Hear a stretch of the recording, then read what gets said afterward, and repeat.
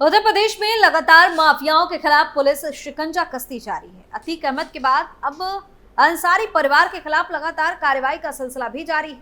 मुख्तार अंसारी के करीबी और सूत्रों के खिलाफ पुलिस एक्शन मोड में है। लगातार 25 वर्षों तक विधायक रहे माफिया मुख्तार अंसारी को मरे हुए 1 वर्ष पूरे हो गए।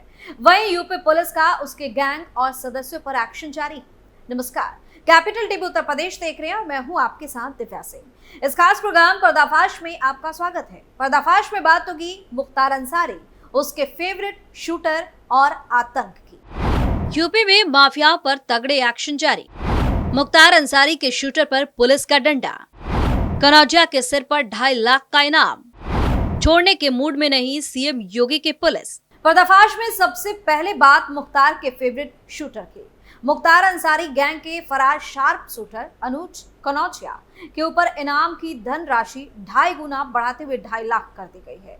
अनुज कनौजिया के पीछे पुलिस की कई टीमें लगी हुई हैं। इसके बाद भी पकड़े नहीं जाने पर डीजीपी कार्यालय से इनाम को बढ़ाने की घोषणा की गई।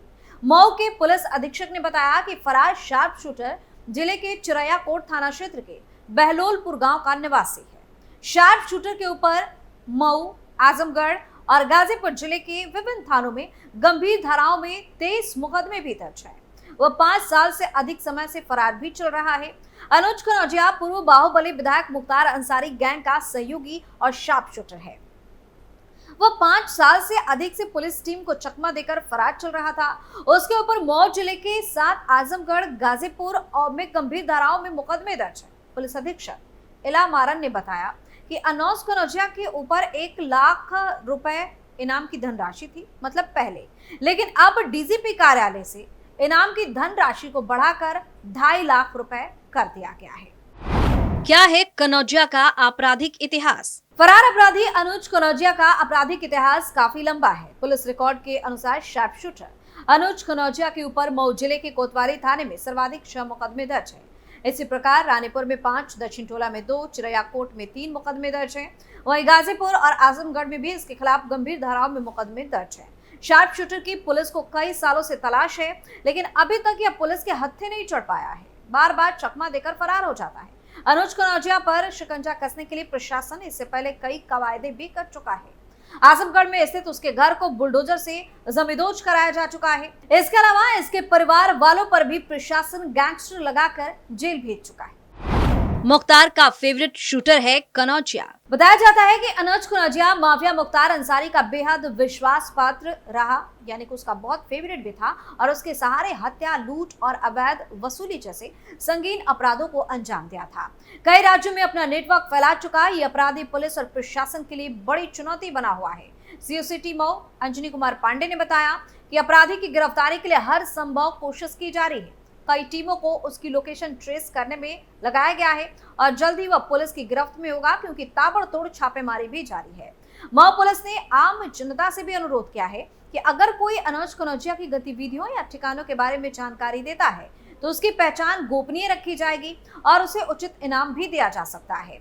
प्रदेश में कानून व्यवस्था को सख्त बनाने की दिशा में ये कदम माफिया राज को खत्म करने के लिए बड़ा प्रयास माना जा रहा है। शूटर की 1 करोड़ 55 लाख की संपत्ति कुर्क। इससे पहले गाजीपुर में आईएएस 191 गैंग सरगना मुख्तार अंसारी का करीबी और शार्प सूत्रों में शुमार बदमाश अंगद राय 1 करोड़ 55 लाख की बेनामी अचल संपत्ति को जिला प्रशासन ने कुर्क किया। यह संपत्ति मोहम्मदाबाद कस्बे के प्रभात नगर कॉलोनी में थी। अधिकारियों की मौजूदगी में टीम ने प्रभात नगर कॉलोनी में बने घर को सील कर जब्त कर लिया। सीओ शेखर सिंगर के मुताबिक ये बेनामी संपत्ति अंगद राय ने अपनी बहन नीलम राय के नाम पर दर्ज की थी। इसकी कीमत 1 करोड़ 55 लाख अनुमानित बताई गई है। सीओ के मुताबिक अंगद राय उर्फ झूलन राय द्वारा गैंगस्टर की धारा के तहत हुई कुर्की की कार्रवाई के खिलाफ दाखिल की गई एक याचिका को गाजीपुर की कोर्ट ने खारिज करते हुए डीएम के आदेश को सही बताया था। कोर्ट ने कहा कि जो भी संपत्ति बनाई गई है उसे अर्जित करने का कोई स्रोत ही नहीं है। इस बात की पुष्टि शासकीय अधिवक्ता अखिलेश कुमार सिंह ने भी की थी। बता दें कि डीएम के आदेश पर 8 मई और 29 मई 2023 को अंगद राय और झूलन राय की अवैध स्रोतों से अर्जित अचल बेनामी संपत्तियों को कुर्क किया गया था। अंगद राय की वाराणसी, शेरपुर और भावरकोल में अवैध अर्जित धन से अचल संपत्तियां बनाई गई थी, जिसमें वाराणसी में कुल 4.5 करोड़ से ज्यादा की संपत्ति बावरकुल में पैतृक आबादी की जमीन पर बनी भवन की कीमत 7 करोड़ 17 लाख और मोहम्मदाबाद कोतवाली क्षेत्र में शहरी मौजा में 10 करोड़ की अवैध अचल भू संपत्ति को कुर्क किया गया था। डीएम के आदेश के खिलाफ अंगद राय की पत्नी सारिता राय ने विशेष न्यायाधीश गैंगस्टर कोर्ट की अदालत में याचिका दायर की थी। न्यायालय ने साक्ष्यों और दोनों पक्षों के अधिवक्ताओं की बहस सुनने के बाद याचिका को खारिज कर दिया था। साथ ही डीएम के आदेश को बहाल करते हुए कुर्की की कार्रवाई को उचित भी ठहराया था। बता दें कि अंगद राय पर कुल 25 आपराधिक मामले दर्ज हैं और वो फिलहाल जेल में बंद है। बांदा में खुलेगी मुख्तार अंसारी की बैरक। दूसरी तरफ बांदा जेल में एक बार फिर मुख्तार अंसारी की बैरक खुलने जा रही है। कोर्ट के आदेश के बाद जेल प्रशासन ने तैयारी शुरू कर दी है। आदेश के मुताबिक मजिस्ट्रेट की मौजूदगी में वीडियोग्राफी के साथ मुख्तार के बैरक में रखा सामान उसके परिजनों को सौंपा जाएगा। 28 मार्च 2024 को हार्ट अटैक से मुख्तार अंसारी की मौत हुई थी।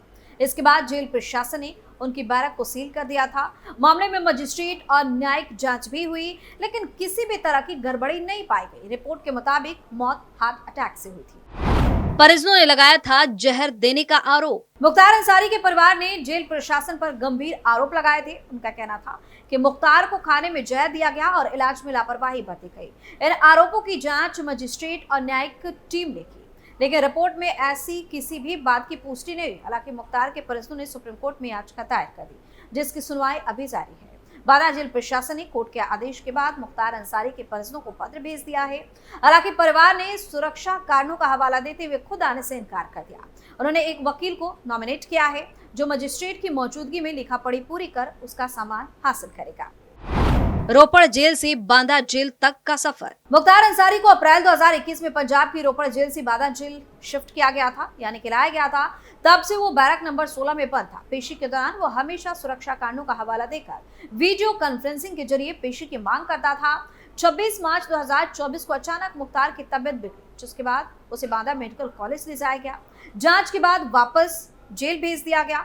28 मार्च की शाम फिर से उसकी हालत खराब हो गई। आनन फानन में उसे रानी दुर्गावती मेडिकल कॉलेज ले जाया गया, जहां डॉक्टरों ने उसे मृत घोषित कर दिया। वह मुख्तार की मौत के बाद पूरे प्रदेश में हाई अलर्ट घोषित कर दिया गया। सीएम योगी आदित्यनाथ ने तुरंत उच्च स्तरीय बैठक भी बुलाई। एसपी अंकुर अग्रवाल की निगरानी में पोस्टमार्टम कराया गया, जिसमें मौत की वजह कार्डियक अरेस्ट बताई गई।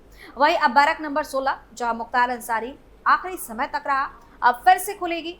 कोर्ट के आदेश के मुताबिक मजिस्ट्रेट और वीडियोग्राफी की निगरानी में उसका सामान परिजनों को सौंपा जाएगा।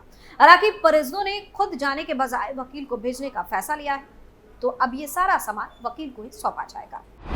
मुख्तार अंसारी के आतंक की कहानी। कहते हैं कि कोर्ट में योगी सरकार की प्रभावी पैरवी के चलते ही उसको अपने तमाम गुनाहों की सजा मिली, अन्यथा सजा और मुख्तार तो समंदर के दो किनारे थे। अपनी लहीम सहीम कदकाठी के चलते सबसे अलग दिखने वाला मुख्तार जयराम की दुनिया का वो बेताज बादशाह था, जिसकी आवाज की खौफ का पर्याय हुआ करती थी। सरकारें बदली, मुख्यमंत्री बदले, लेकिन नहीं बदला तो मुख्तार का वो जलवा।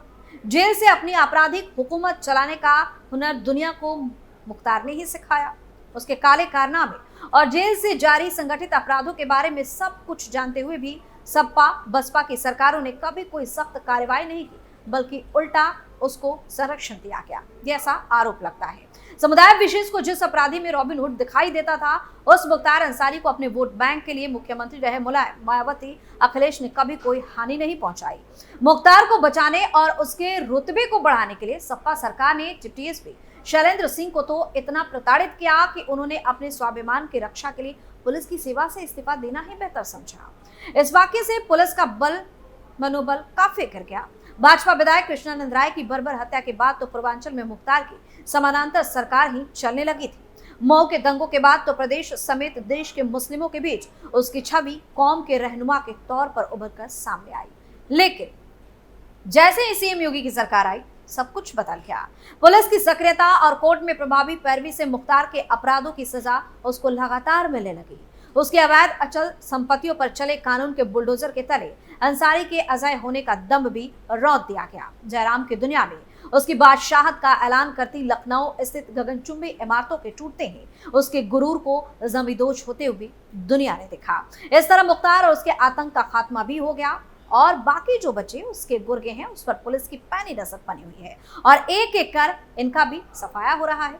पर्दाफाश में फिलहाल के लिए इतना ही। देखते रहिए कैपिटल टीवी उत्तर प्रदेश। नमस्कार।